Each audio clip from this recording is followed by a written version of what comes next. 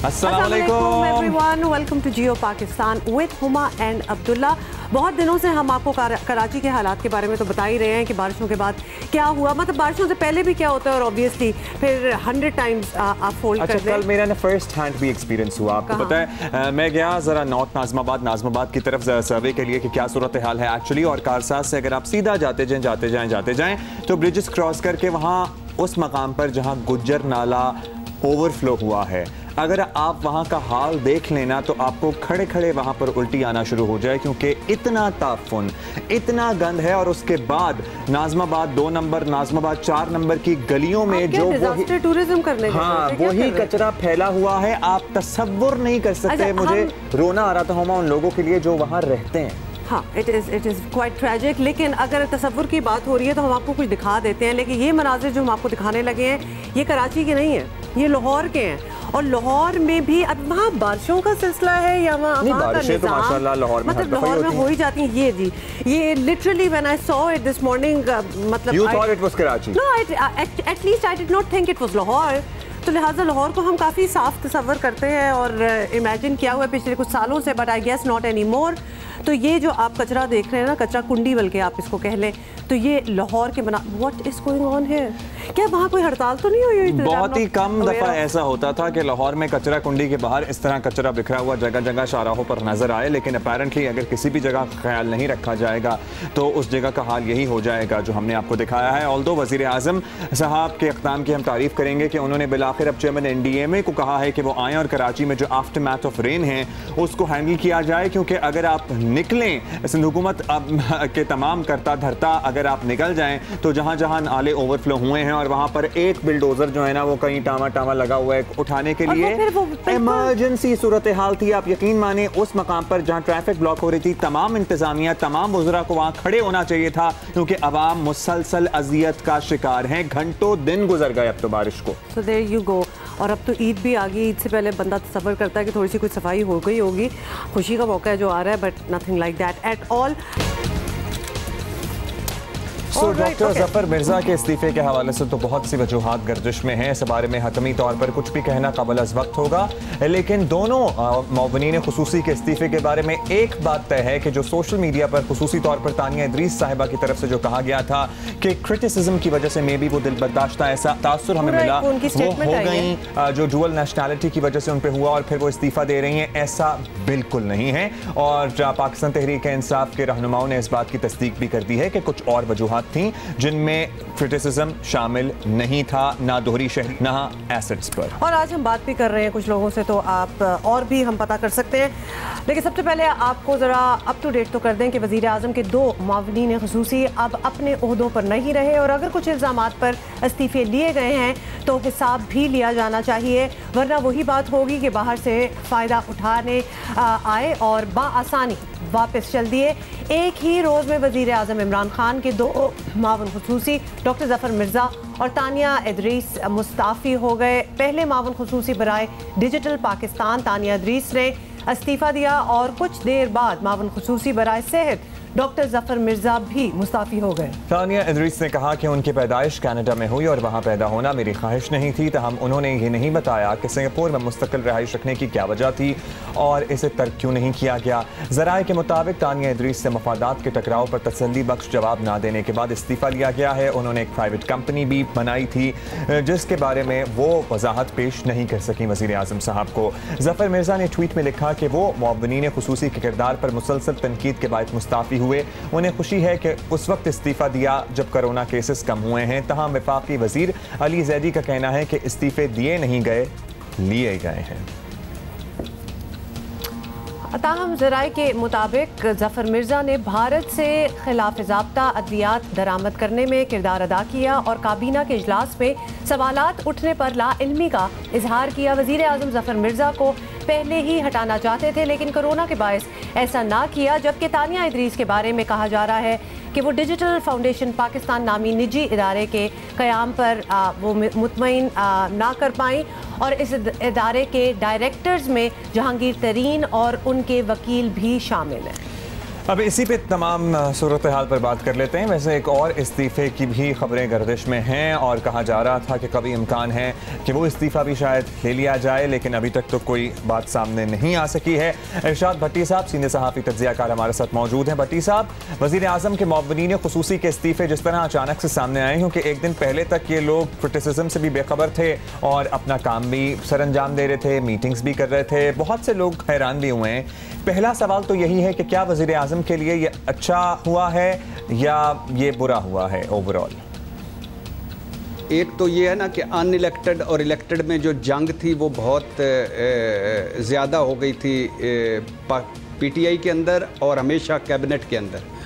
तो उसमें आप अंदाज़ा करें कि अनइलेक्टेड लोगों के पास सारी वजारतें थी। For example energy, petroleum, Nadeem Babar, आप उनकी कारकर्दगी देख लीजिए।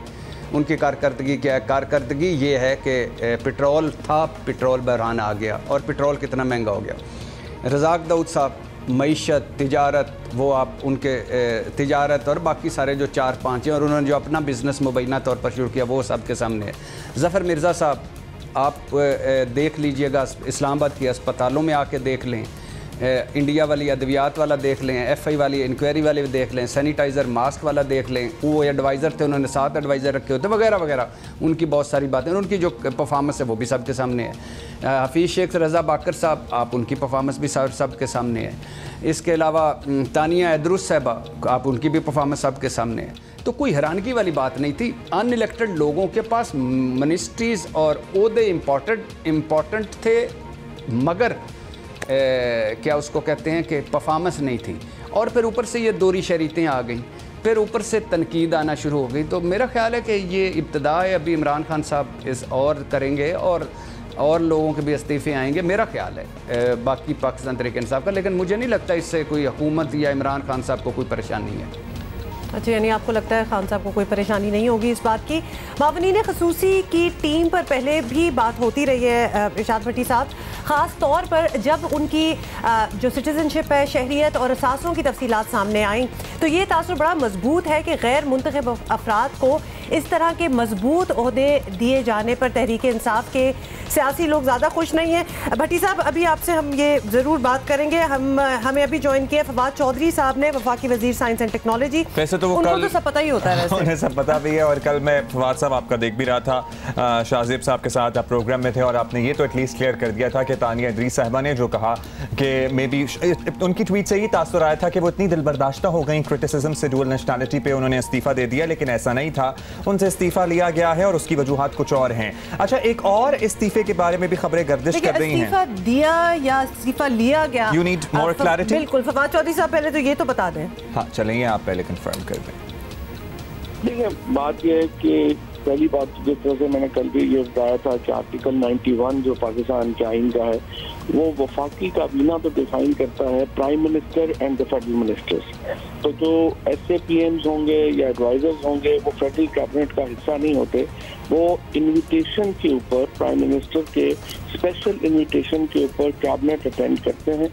और डिसीजन जो पार्लियामेंट्री फॉर्म ऑफ गवर्नमेंट है उसका स्ट्रक्चर इस तरह है कि आप डिसीजन मेकिंग प्रोसेस के लिए एक्सपर्ट्स की ओपिनियन ले सकते हैं। इसीलिए जो SAPMs हैं उनके लिए इवन ये शर्त भी नहीं रखी गई कि वो नहीं, उनका चाहे वो बेशक फॉरेनर भी हो तो वो भी आप अपॉइंट कर सकते हैं। क्योंकि अगर आपने फॉर एग्जांपल देखें ना, अगर आपने जियोलॉजी में फॉर एग्जांपल माइनिंग के ऊपर आपको बंदे चाहिए और आप टॉप एक्सपर्ट हायर करते हैं जो आपको माइनिंग के ऊपर ओपिनियन दे, तो ये परमिसेबल है लॉ में। फर्क सिर्फ ये है कि जो डिसीजन मेकिंग के प्रोसेस में वो शामिल होंगे वो डिसीजन मेकर नहीं होंगे। सो एक तो ये असूल जो है वो वाज़ेह है पार्लियामेंट्री डेमोक्रेसी में। दूसरा जो इशू है ये तानिया अंद्रियास का और डॉक्टर ज़फ़र मिर्ज़ा साहब का, दोनों ने कल ट्वीट्स किए हैं और उन्होंने अपना मौक़िफ़ दे दिया है।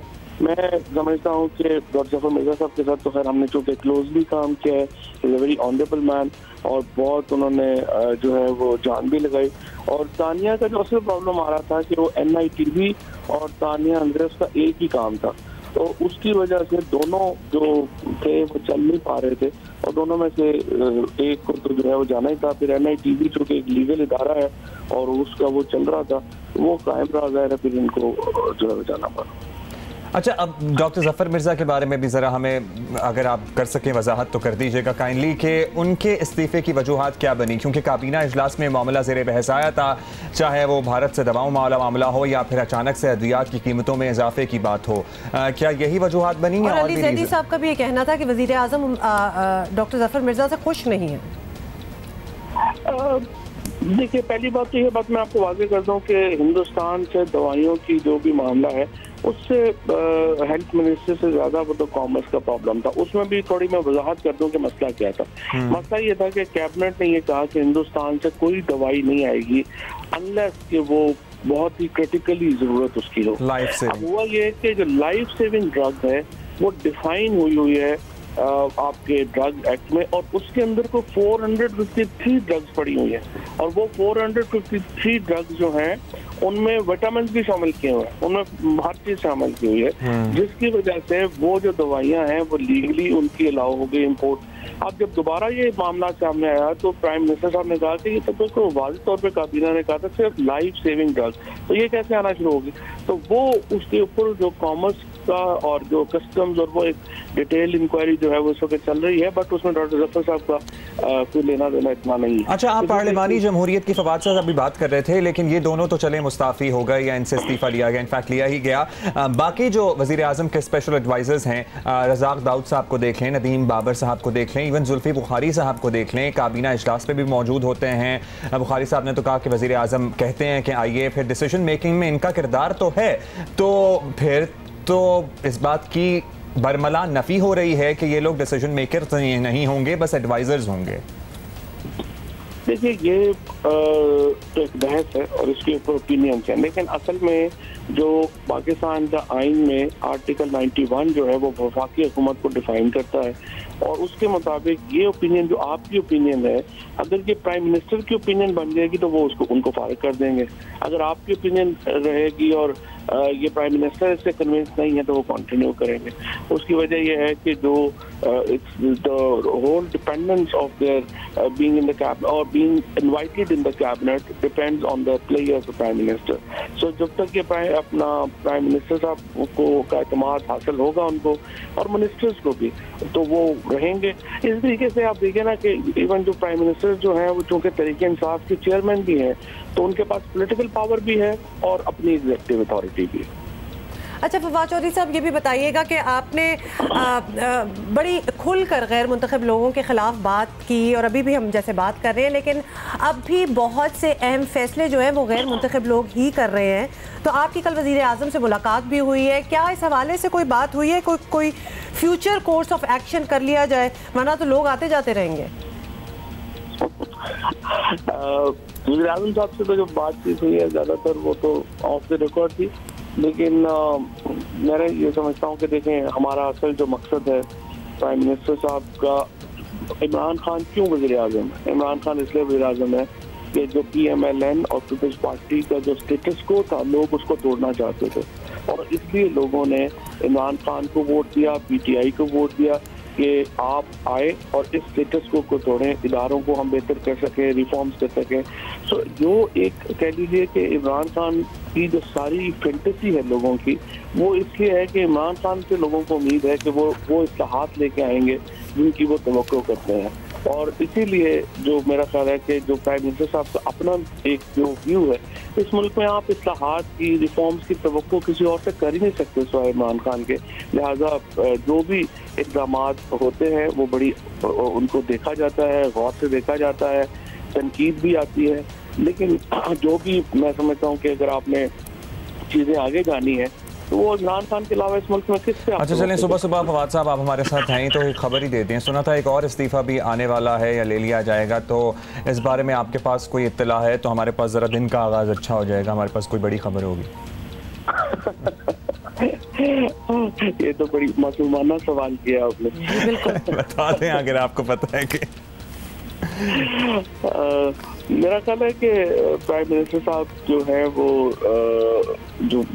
जो फैसले हैं या टीम में जो तब्दीलियां हैं उन्होंने पहले ही इसका इंडिया दे दिया था, और जो उनकी इस वक्त प्राइम मिनिस्टर साहब का जो पॉइंट ऑफ व्यू है वो यही है कि जैसा मैंने पहले इंटरव्यू में भी कहा था तो उन्होंने कहा था कि इन 6 महीनों में आपने अगले जो 2-3 साल हैं उनका एजेंडा जो है वो वाजे कर लेना है, क्योंकि इसके बाद फिर आपके पास ये नहीं होता कि आप लंबा सोच सकें, काम कर सकें। तो ये जो 4-5 महीने हैं ये प्राइम मिनिस्टर साहब के बड़े फैसलों के महीने हैं, बड़े फैसलों के महीने हैं प्राइम मिनिस्टर साहब। और एक और चीज़ जाते जाते, फवाद चौधरी साहब, आप वज़ीर आज़म से कल मुलाकात हुई है, कराची के हालात से तो आप वाकिफ़ ही हैं, स्पेशली बारिशों के बाद जो हालात हुए हैं इधर। गवर्नर साहब भी मिले हैं ना कराची के मसाइल पे। तो कोई इस टॉपिक पे, इस मौजू पे कोई बात, कोई उनके व्यूज़? देखिए, इमरान इस्माइल साहब गवर्नर सिंध चुके और मैं इकट्ठे मिले थे, तो गवर्नर साहब जो हैं वो बड़े, उनका जाहिर है कि बड़ा कंसर्न है कराची के ऊपर, वहाँ से आए भी हैं। तो असल जो प्रॉब्लम आती है कि देखिए कराची को पीपल्स पार्टी जो है वो क्यों तवज्जो नहीं देती, या क्या उनको क्यों कराची से जो है लगाव नहीं है, वो इसलिए वो कहते हैं कि हम यहाँ से वोट नहीं लेते, और वहाँ पे PTI है या MKM है, दोनों जो वफाकी हुकूमत में। अब मसला ये है कि सिंध हुकूमत जो है वो NFC अवार्ड से पैसे लेने के ऊपर तो गला फाड़ फाड़ के बात कहती है, प्रोविंशियल फाइनेंस कमीशन अवार्ड नहीं कर रही है ताकि कराची के लोगों को उसका हक मिले। तो इसलिए जो इंफ्रास्ट्रक्चर बेसिक है वो प्रोविंशियल गवर्नमेंट ने ठीक करना है, वो ठीक करने को तैयार नहीं है, कराची को उनका शेयर देने को तैयार नहीं है, और इसकी वजह से वहाँ मसाइल में इजाफा हो रहा है। अब प्राइम मिनिस्टर साहब ने कल जो नेशनल डिजास्टर मैनेजमेंट है और जो हमारा एक इदारा है Pakistan council for research in water resources, हमने और NDMA को, ये प्राइम मिनिस्टर साहब ने कहा है, NDMA को कहा है कि फौरी तौर के ऊपर इन मसले का कोई हल निकालें और जो भी इमीडिएट रिलीफ है उसकी तरफ जाएं, क्योंकि NDMA एक नेशनल डिजास्टर का इदारा है, तो वो वहाँ पे जाएगा और हम भी जो है वो उनको असिस्ट करेंगे। लेकिन असल प्रॉब्लम कराची का तब तक हल नहीं होगा, बल्कि ये मुल्क का प्रॉब्लम हल नहीं होगा जब तक प्रोविंशियल फाइनेंस कमीशन अवार्ड नाफिज ना हो और डिस्ट्रिक्ट जो हैं, सिटीज जो हैं, उनको उनके हिस्से का वसाइल में शेयर ना मिले। जी बिल्कुल, ये तो तमाम सूबों का मसला है। बहुत शुक्रिया आपका। फवाद चौधरी साहब हमारे साथ मौजूद थे और उन्होंने ये तो कह दिया कि बड़े फैसले होंगे अब आने वाले दिनों और आने वाले चंद 3-4-5 महीने जो हैं उसमें आप बड़ी तब्दीलियां आती हुई देखेंगे। So that is it. अच्छा जी, वाकई कराची जो है वो डिजास्टर की सूरत हाल अब इख्तियार कर चुका है, तो NDMA हैंडल कर सकती है। हमारे गेस्ट भट्टी साहब, इरशाद भट्टी साहब हमारा इंतजार करें। बहुत बहुत शुक्रिया भट्टी साहब, आपने हमारा इंतजार कर लिया। बातें तो आपने भी सुन ली होंगी कि फवाद चौधरी साहब क्या कह रहे थे, लेकिन आपसे हम ये पूछना चाहते हैं कि ये तासुर बड़ा मजबूत है कि गैर मुंतखब अफराद जो हैं वो इस तरह के मजबूत ओहदे दिए जाने पर उनकी तहरीक इंसाफ के सियासी लोग ज़्यादा खुश नहीं है। और फवाद चौधरी साहब ने ये कंफर्म भी कर ही दिया है। तो क्या इन इस्तीफों के पीछे ये आंसर भी रहा होगा जो कि उन्होंने कंफर्म किया, लेकिन आपसे भी पूछना चाहेंगे? बिल्कुल है, एक फैक्टर ये है, मैंने जैसे कहा कि इलेक्टेड और अनइलेक्टेड लोगों के दरमियान जो टसल थी वो थी।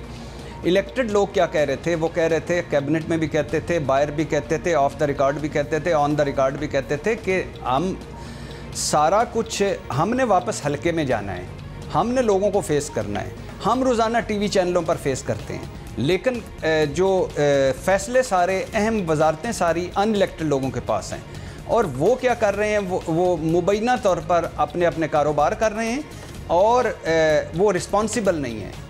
यानी हम उनके ब्लंडर्स को, फॉर एग्जांपल आटा गंदम में, गंदम वाफर मकदार में आटे का बुरान हो गया, आटा महंगा हो गया, चीनी गोदाम भरे पड़े हैं, चीनी महंगी हो गई और चीनी बुरान हो गया, पेट्रोल पड़े हुए हैं और पेट्रोल नायाब हो गया, शुगर सब्सिडी, अद्वियात स्कैंडल। तो वो कहते थे कि इसमें कितने लोग हैं जो इलेक्टेड लोगों का, 1-2, बाकी सारे अनइलेक्टेड लोग हैं और सारे फैसले वो करते हैं और उन सारे फैसलों को हमें डिफेंड करना पड़ता है। तो ये थी एक वजह। इसके अलावा दोहरी शरीयतें वजह थी, इसके अलावा कॉन्फ्लिक्ट ऑफ इंटरेस्ट वजह थी कि वो ही ओहदेदार हुकूमत में भी थे और ज़ाती बिजनेस भी कर रहे थे। तो वो बहुत सारी ऐसी चीज़ें थीं कि जिसमें ये है, कोई 5-6 वजूहत हैं, लेकिन ये वजह भी थी। ये उनसर भी हैं और भी बहुत सारे ज़ाहिर उनसर हैं। बहुत शुक्रिया आपका, इरशाद भट्टी साहब हमारे साथ मौजूद थे।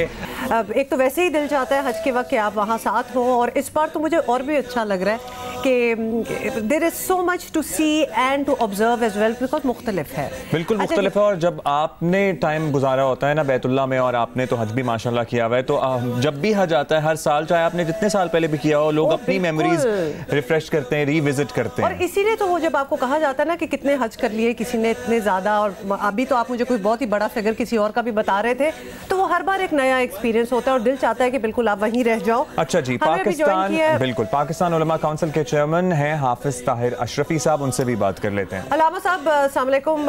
इस बार हज कुछ ऐसे अंदाज में हो रहा है जो हम अपनी जिंदगी में पहली बार देख रहे हैं, बिल्कुल हम यही बात कर रहे थे अभी, तो आपको ये मनाजिर कैसे लग रहे हैं? दिल में बड़ा गम भी आता है, लेकिन उसके साथ साथ एक खुशी भी है कि जो कोरोना की वबा की वजह से हालात थे उसमें हज मुलतवी नहीं हुआ।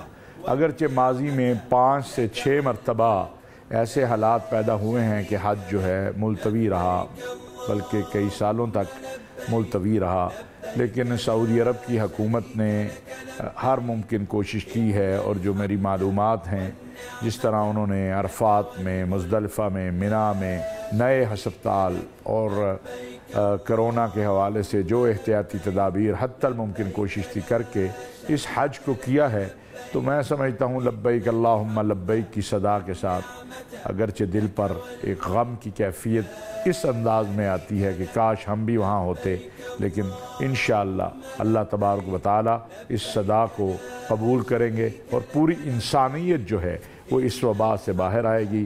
ये मनाजिर जहाँ गमज़दा करते हैं वहाँ राहत का भी सबब है कि अल्हम्दुलिल्लाह हज मुलतवी नहीं हुआ, बल्कि अरफात के मैदान में लब्बैक अल्लाहुम्मा लब्बैक की सदा। बहुत शुक्रिया ताहिर अशरफी साहब। और हमारे पास वक्त कम है, नहीं तो हम ज़रूर पूछते हैं कि आपने इतना ज़्यादा वज़न कैसे कम किया। और बहुत अच्छी बात है, क्योंकि सेहत के लिए लोगों जो भी सुन रहे हैं, हमें वज़न बहुत बुरा है सेहत के लिए, सारी बीमारियां वज़न से होती हैं, इसलिए अच्छा किया है अशरफी साहब ने। One of my top stories, cricket पे बात नहीं हुई बहुत दिनों से, काफ़ी दिन हो गए एक्चुअली, तो हमने सोचा क्रिकेट पे बात कर लें और उमर अकमल पे बात कर लें, थोड़ी और एंटरटेनिंग हो जाएगी बात। उमर अकमल की कोशिशें रंग ले आई हैं, सज़ा में कुछ कमी तो हुई है, और इसी सज़ा पर भरपूर अमल दरामद कर लिया जाए तो नए क्रिकेटर्स के लिए कुछ मिसाल बनेगी। कौमी क्रिकेटर उमर अकमल की 3 साल पाबंदी के खिलाफ अपील का फैसला सुना दिया गया है, जिसके तहत उनकी सज़ा में 1.5 साल की कमी कर दी गई है। आज़ाद एजुकेटर क्या है जी? क्या आज़ाद, खैर इस बारे में हम आपको दोबारा बताते हैं। जस्टिस रिटायर्ड फ़कीर मोहम्मद कोकर ने उमर अकमल की अपील पर 13 जुलाई को वाहिद समात में फ़ैसला महफूज किया था, जो कल सुनाया गया। उमर अकमल अब भी इस फैसले से मुतमईन नहीं हैं।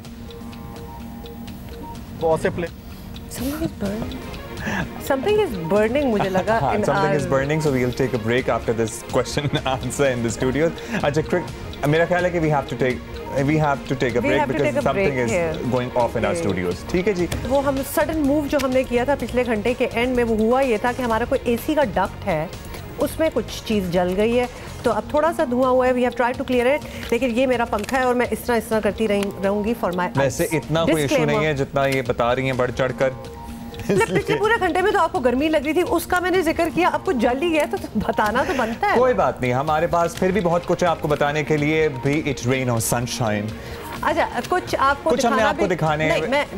भाई आपने हुमा के डेयर्स तो बहुत देखे हैं, लेकिन अब्दुल्ला का बैल जो है ना, वो आजकल क्या क्या कर रहा है वो मैं आपको जरूर दिखाना चाहती हूँ। इनफैक्ट अब्दुल्ला ने कहा मैं एक बैल क्यों लूं, मैं 2 लूंगा, तो एक बैल राइट साइड पे और एक बैल जो है वो जानवरों को मेरे साथ मुंसलिक ना करें। अच्छा, ऊंट था आपका? Do not associate wrong animals with me. Wrong animals, ठीक है जी। ये जो राइट साइड है, ये नॉर्थ कराची का मंजर है, जहाँ पर बैल एक अदद नाले में गिर गया है, और सबसे खुशी की बात मुझे ये लगी है कि नाला साफ है। अच्छा, लेफ्ट वाले को क्या हुआ? अच्छा, पहले जो है हम नाले वाली सूरत हाल दिखा दें आपको, जिसके पानी में बैल फंस गया और लोग उसे निकालने की कोशिश कर रहे हैं समहाउ। ठीक है, दिखाएं जी, नाले वाला दिखाएं जी। अच्छा जी। तो ये अच्छा, इस किस्म के जो मनाजिर है ना, वो हर ईद पे आपको ईद से पहले जरूर नजर आएंगे। कभी बैल भाग कोई क्रेन से छत पे क्रेन के जरिए भैंस नीचे होता है, बहुत से लोग भी होता है। Every year the same thing happens, but every year it's interesting. आपका दिल चाहता है देखने को, इतनी आवाम आ जाती है मदद करने के लिए, जैसे कि इस बैल को ये देख रहे हैं आपके क्या क्या लोग खड़े हुए। अब्दुल्ला भी इधर आपको कहीं नजर आएंगे। ये निकला यहाँ से या नहीं निकला, या किसी क्रेन की मदद से इसको यहाँ से निकालना निकल आया था। नहीं, इसका नहीं देखा था हमने एंड, एक और चीज़ का एंड देखा था, लेकिन दूसरी एक फुटेज भी हमने आपके साथ शेयर करनी है।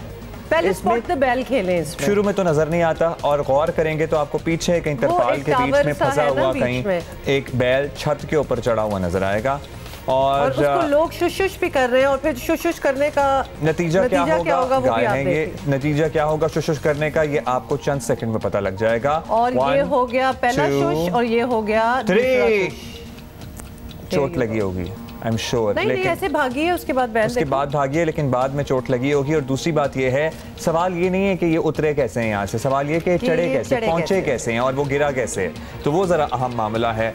ये सब तो ईद की रौनकें हैं और ये चलता रहेगा और हम आपको दिखाते रहेंगे। ऑलरेडी ये जरा कॉम्प्लिकेटेड किस्म की ईद है, कुछ लोगों को समझ नहीं आ रही कि क्या करें क्या ना करें, तो इस किस्म की जो चीज़ें हो जाती हैं ना, लाइटन अप कर जाती हैं सब कुछ। मेरी आंख में आंसू आ रहे हैं। I am so super impressed by Ayesha Gani. आप ये कर सकती हैं दांत वाला सीन अपने दांतों। There is a cousin of mine in Lahore, Rafia, और वो ये कर लेती हैं और बचपन से मुझे बड़ा फैसिनेट करता था कि उनके घर जब गायें आती थी तो वो हमें उनके उसके दांत दिखाती थी।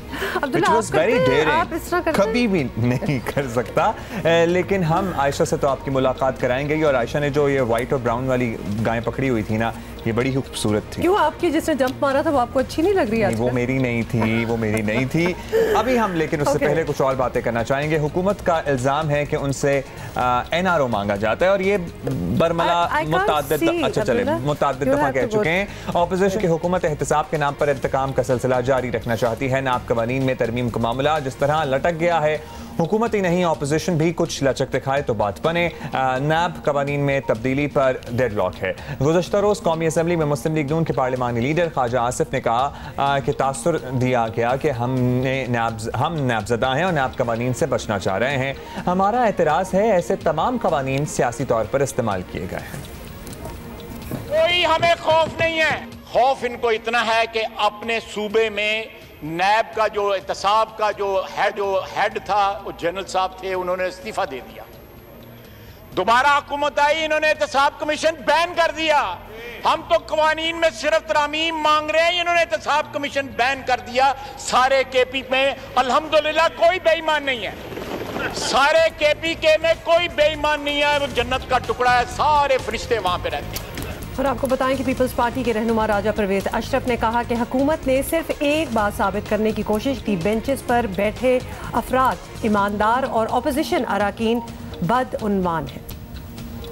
अगर ये वतीरा जारी रहता है तो शायद 2 साल तो गुजर गए एक डंडोरा पीटते में कि करप्शन करप्शन करप्शन, बाकी सब करप्ट और आप ईमानदार। चलें यार, ये मान भी लेते हैं,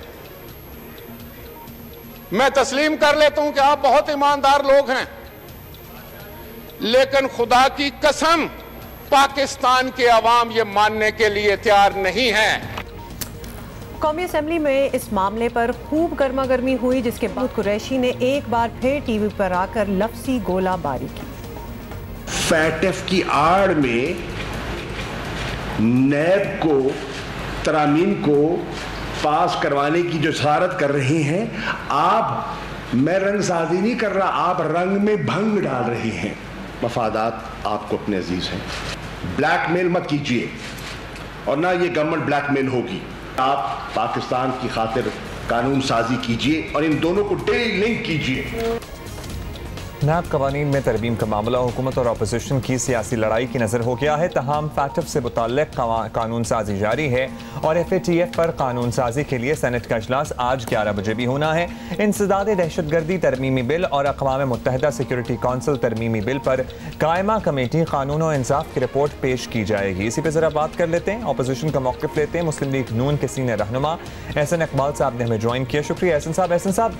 नाब कवानीन पर तरमीम अपोजिशन का बड़ा मुतालबा रहा है और अगर हुकूमत इस पर मान ही गई तो आप इतनी सख्त शराइत ले आए हैं कि एक बार फिर डेडलॉक हो गया है, तो क्या इस मौके पर कुछ लचक दिखाई जानी चाहिए थी?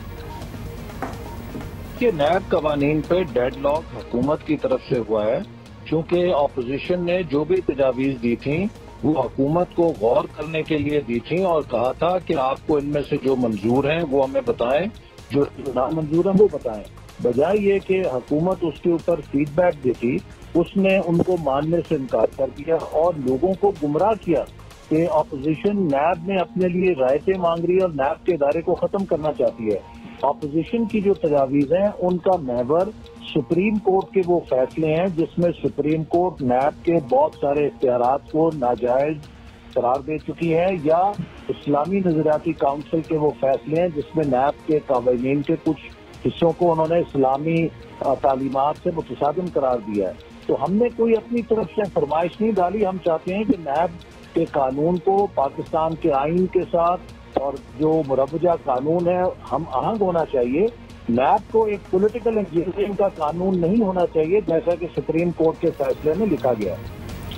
ऐसे इकबाल साहब ये भी बताइएगा कि हमने ये देखा है, बल्कि हम इसका जिक्र भी कर रहे थे कि ऑपोजिशन ने खूब शोर किया, लेकिन इसके बावजूद आप कौमी असम्बली में FATF का बिल ना रुकवा सके, तो पार्लिमानी नंबर्स की सूरत हाल तो ये सामने आ गई। फिर नैब ऑर्डिनेंस में तरमीम हो या दीगर कोई कानून साजी, आप लोग मुस्तकबिल में इसे कैसे रोकेंगे? देखिए, इस वक्त हुकूमत के पास कौमी असम्बली में अक्सरियत है और वो अगर किसी कानून को बुलडोज करना चाहे वो कर सकती है, और यही वजह है कि एक ऐसा कानून जिसके ऊपर शायद इत्तफाक राय भी पैदा हो चुका था, हुकूमत ने उसको पार्लिमानी मुरवजा कवायद के मुताबिक मंजूर कराने के बुलडोज करने को तरजीह दी, जिस पर फिर अपोजिशन ने एहतजाज किया।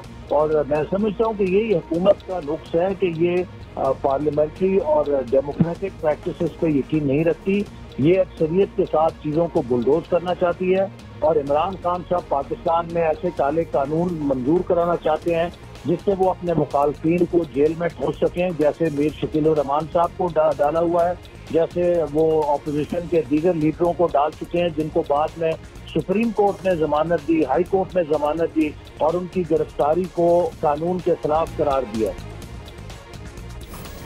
अच्छा, ये बताइएगा कि अब जो सूरत हाल है वो सबके सामने है।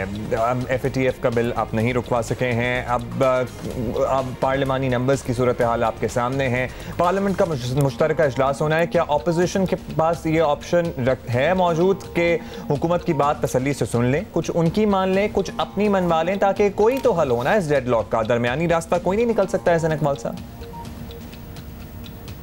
अपोजिशन ने तो हमेशा यही कोशिश की है कि हुकूमत जो है जमहूरी रवायात के मुताबिक अपोजिशन से बैठे और जो कौमी मसाइल हैं उनके ऊपर इत्तफाक राय से कानून साजी होनी चाहिए।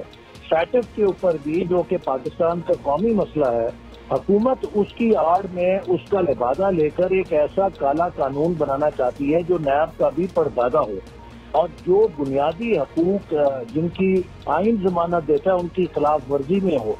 तो अपोजिशन यकीनन जो अवाम के बुनियादी हकूक हैं और इस बात को यकीनी बनाना कि इन कवानीन से किसी बेगुनाह शख्स को हकूक हरासा ना करे, पॉलिटिकल एजेंडा अपना फुलफिल ना करे, लोगों को नाजायज तौर पे दबाव में ना लाए, उनके बुनियादी हकूक उनसे ना छीने, इन चीजों पर अपोजिशन का एहतजाज बिल्कुल अवामी उमंगों के मुताबिक भी है और आइन और कानून और जमहूरियत के मुताबिक भी है। लेकिन हुकूमत जो है मुसलसल अवाम को गुमराह करना चाहती है और कहती है देखिए कानूनी जो मसाइल हैं जिन पर हमें कौमी जरूरत है फैटफ की, अपोजिशन इख्तिलाफ कर रही है। फैटफ पे कोई इख्तिलाफ नहीं है, इख्तिलाफ हुकूमत के उन अज़ाइम पर है जो ये फैटफ के लिफाफे में लपेट के पाकिस्तानी कौम पर काले कानून की सूरत में मुसल्लत करना चाहते हैं, जिसके लिए फैटफ में कोई इनसे तकाजा नहीं किया। देखते हैं कि आज सेनेट के इजलास में क्या होता है। बहुत शुक्रिया आपका, हसन इकबाल साहब हमारे साथ मौजूद थे। इससे पहले आपको याद है कि हम उमर अकमल की बात कर रहे थे जिनकी सज़ा में कुछ कमी हुई है और सिकंदर बख्त तब से हमारा वेट करने में, रियली सॉरी है सिकू भाई, कुछ ज़रा मसला हो गया था। अब we are here back with you. Unavoidable circumstances हो गए थे। आपसे सबसे पहले तो सिकंदर ये पूछेंगे कि उमर अकमल को बुकीज से राब्तों के इल्ज़ाम पर 3 साल की पाबंदी की सज़ा मिली थी और अब उनकी सज़ा में रियायत कर दी गई है, तो आपके ख्याल में उमर अकमल का करियर अब बच सकता है या फिर इट्स ओवर? आपका सवाल बड़ा इंटरेस्टिंग है इस लिहाज से कि आपने कहा कि जी उनका कैरियर बच सकेगा या नहीं बच सकेगा। क्या उनका कोई कैरियर है? मुझे सिर्फ इतना बताएं। 2009 में उनका टेस्ट डेब्यू हुआ था, उसी दौर में उनका वनडे डेब्यू हुआ था। आज इस बात को 11 साल हो गए। इस 11 साल में आपको पता है कि उमर अकमल 3 में है या 13 में, आज तक हमें नहीं पता चला। बस वो इसी तरह अपनी ज़िंदगी गुजार रहे हैं। इतना ज़बरदस्त टैलेंट ये बिल्कुल ज़ाया होकर रह गया। देखें, जो सिलेक्शन होती है ना, वो पाकिस्तान क्रिकेट बोर्ड के हाथ में होती है, उनकी मर्ज़ी है। अगर वो चाहें कि उनको सेलेक्ट ना करें, वो कुछ भी नहीं कर सकते। वो चाहें तो वो सेलेक्ट करें, वो शोरी मचाते रहेंगे ना। उनका जो कैरियर है, वो जो उनका टैलेंट है, उन्होंने इस तरह ज़ाया किया है कि कोई भी उनके सपोर्ट में नहीं खड़ा होगा। जो भी वो सपोर्ट में खड़ा होगा, वो मैं समझता हूँ कि वो इंसाफ नहीं कर रहा। आप खुद बता दीजिए, हर मौके पे तो उनकी कोई लड़ाई हो जाती है, कभी झगड़ा हो जाता है, कभी पुलिस वाले से, कभी किसी से, कभी कुछ। और ये जो इल्ज़ाम है और जो उन्होंने एक्सेप्ट कर लिया है कि जी मैंने बुकियों से बात की थी, दैट इज़ वेरी बैड। मैं तो इस सिलसिले में तो मेरा तो एक ही हमेशा से स्टैंड रहा है कि लाइफ बैन। आप उसको, उस शख्स को जो मुल्क बेचना चाहता है या बेचता है, उसको नज़दीक भी ना क्रिकेट के लाएँ। तो मैं नहीं समझता कि उनका कोई कैरियर है, ना मैं समझता हूँ कि उनको कोई फ़र्क पड़ेगा।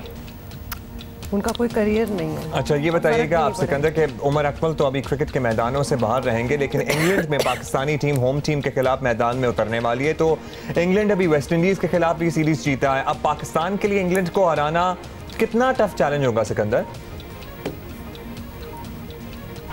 देखें, क्रिकेट बोर्ड कहता है कि हम मैच फिक्सिंग पे ज़ीरो टॉलरेंस रखते हैं। ये कैसा ज़ीरो टॉलरेंस है कि जिसके अंदर जो मैच फिक्सर्स हैं वो पाकिस्तान के साथ कॉन्ट्रैक्ट के अंदर हैं।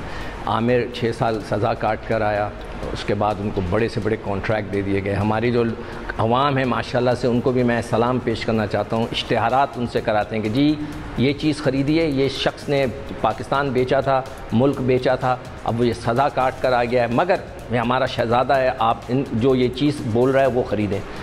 ऐसा कहाँ होता है? तो पाकिस्तान को पहले ये डिसाइड करना है कि ज़ीरो टॉलरेंस का मतलब क्या है। अब ज़ीरो टॉलरेंस का मतलब ये नहीं है कि इस वक्त पाकिस्तान क्रिकेट टीम के साथ 3 से 4 लोग ऐसे हैं कि जो जस्टिस क़य्यूम रिपोर्ट के अंदर मैच फिक्सिंग में इन्वॉल्व रहे हैं, जिन्होंने सज़ाएँ उनको मिली हैं, उन्होंने जुर्माने पे किए। किसी ने फ़ाइट नहीं किया, किसी ने कोर्ट में जाकर ये नहीं कहा कि ये गलत है, ये जुर्माना जो है मुझ पर गलत लगा है, मैंने कोई मैच फिक्सिंग नहीं की, किसी ने नहीं कहा।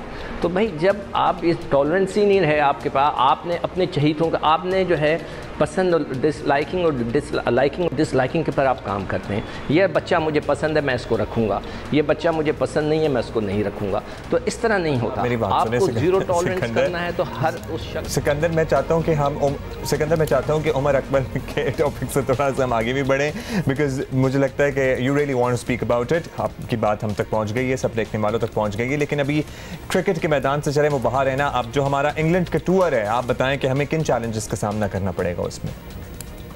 पाकिस्तान और जो इंग्लैंड की सीरीज़ है, पाकिस्तान के लिए बहुत टफ होगी, बड़ा मुश्किल होगा पाकिस्तान के लिए। पाकिस्तान ने 4, 5, 6 महीने हो गए बिल्कुल क्रिकेट नहीं खेली है, ना आपस में मैचेस खेले हैं। अब जो ये जो मैचेस होते हैं ना आपस के, इसको मैं नहीं मानता, ये एक तरीके से प्रैक्टिस मैचेस होते हैं। असल मैच होता है कि अगर किसी काउंटी से खेलते या किसी कौमी टीम के साथ खेलते। तो मैं ये समझता हूँ कि इस वक्त जो सीरीज़ होगी पाकिस्तान और इंग्लैंड की, उसमें इंग्लैंड को एज हासिल होगा। ये नहीं है कि हमारी टीम अच्छी नहीं, हमारी टीम अच्छी है।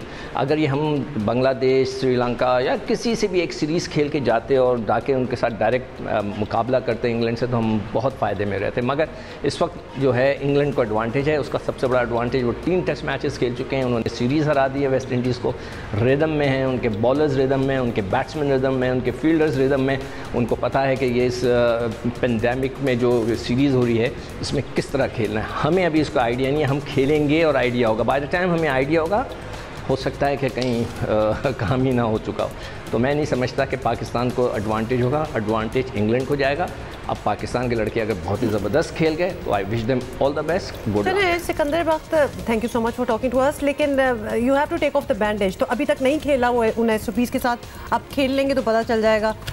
भाई कराची की सोराब गोट मंडी में तो आयशा, जो कि खातून व्यापारी हैं जानवरों की, उनसे हमारी कमिटमेंट थी। आयशा, हम आपसे रब्ता नहीं कर पा रहे हैं बराह रास्त बात करने के लिए, तो आप ज़रा जियो पाकिस्तान की टीम से रब्ता कीजिए। We still have some time, so we are waiting for you. और आपके जानवर बड़े प्यारे हैं, तो मैं तो इंटरेस्टेड हूँ एक लेने में। अब्दुल्ला बस कर दो। नहीं, इट्स टू लेट। नहीं, इट्स नॉट टू लेट।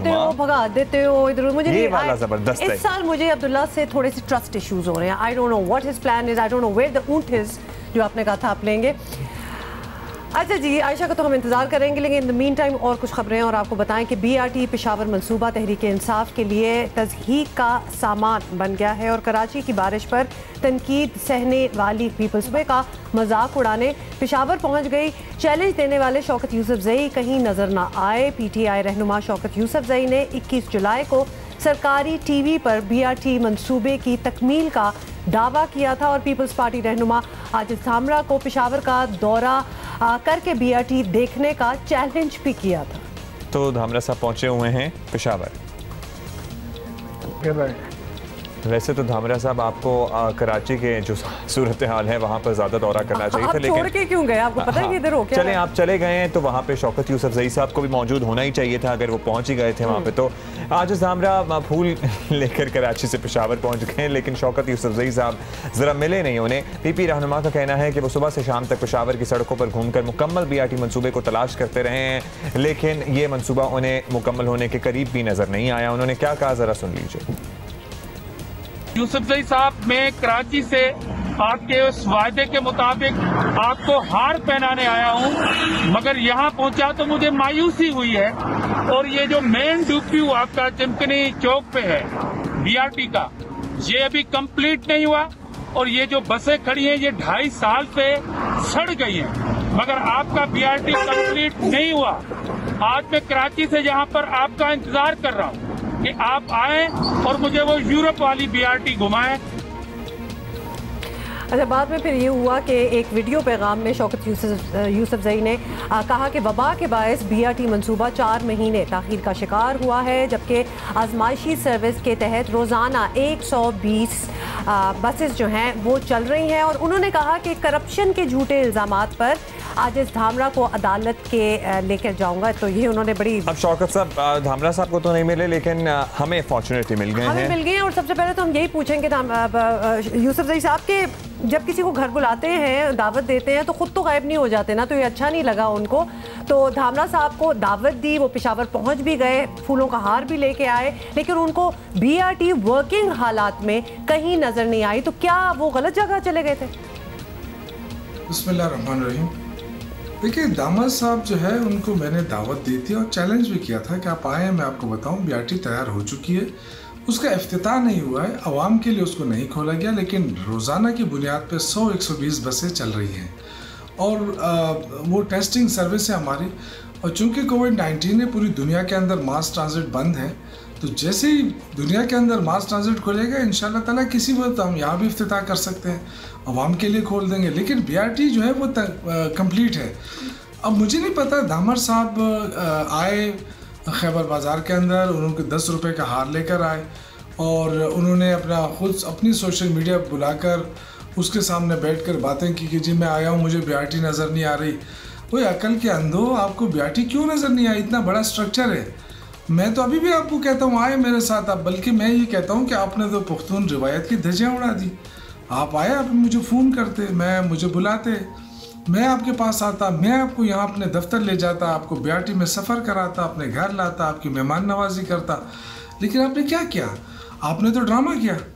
आपने तो मतलब ड्रामा करने के लिए इतना बड़ा कि जी बस मैं आया हूँ, मुझे तो कहीं बीआरटी नज़र नहीं आई।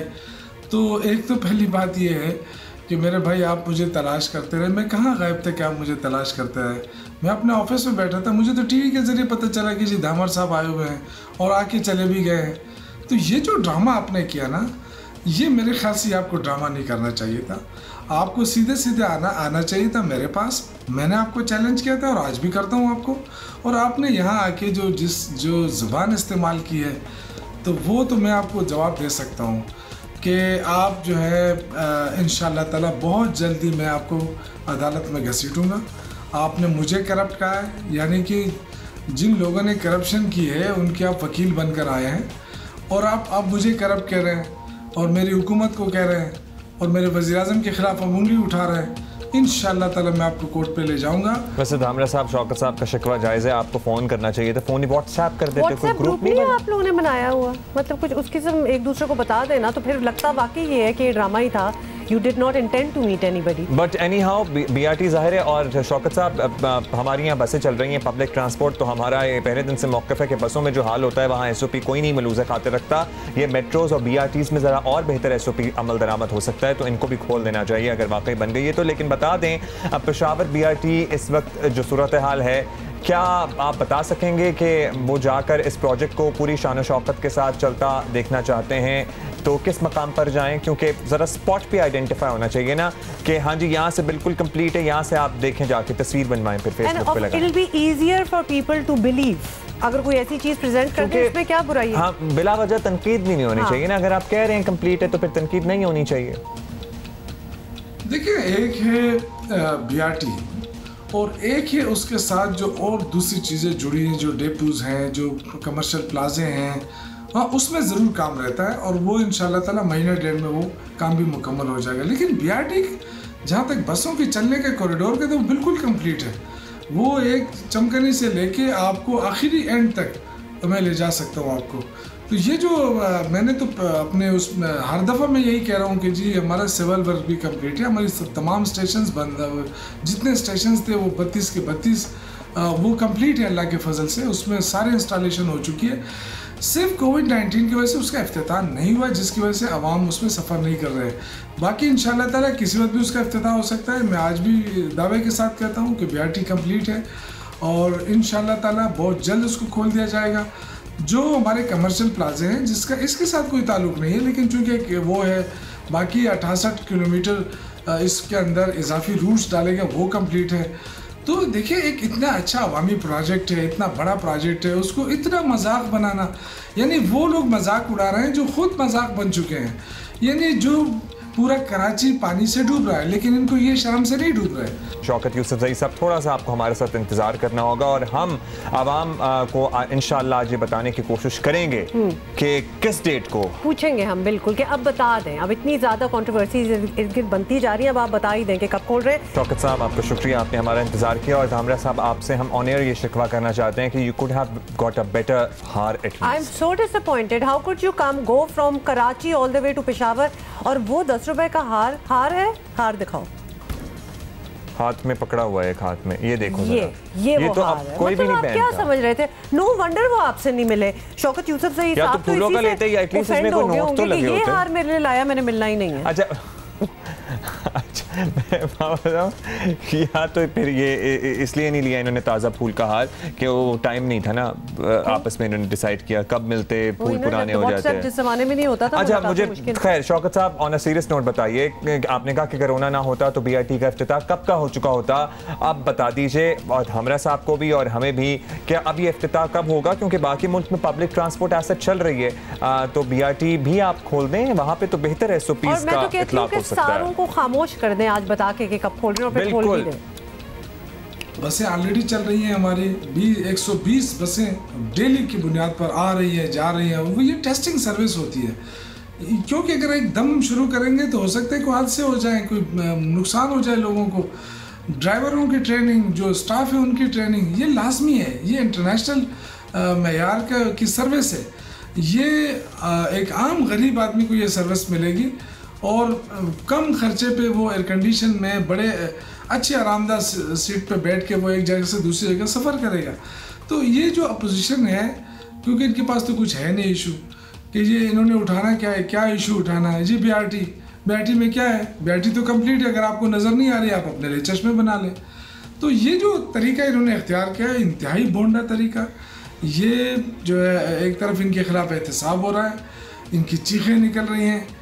मैं आपको दावे के साथ कहता हूँ अल्लाह के फजल से बहुत जल्दी और ये बीआरटी खोल दी जाएगी आवाम के लिए, क्योंकि मास ट्रांजिट पूरी दुनिया के अंदर बंद है और ये कोविड-19 की वजह से 3-4 महीने हमारे ख़राब हुए, वो हो सकता है कि उससे पहले ही खुल जाता। तो अल्लाह के फजल से बड़ा मेयारी काम हुआ है, ये बड़े मेयारी बीआरटी है और ये सर्विस मैं समझता हूँ कि दुनिया की लेटेस्ट तरीन कोई तारीख खुली है।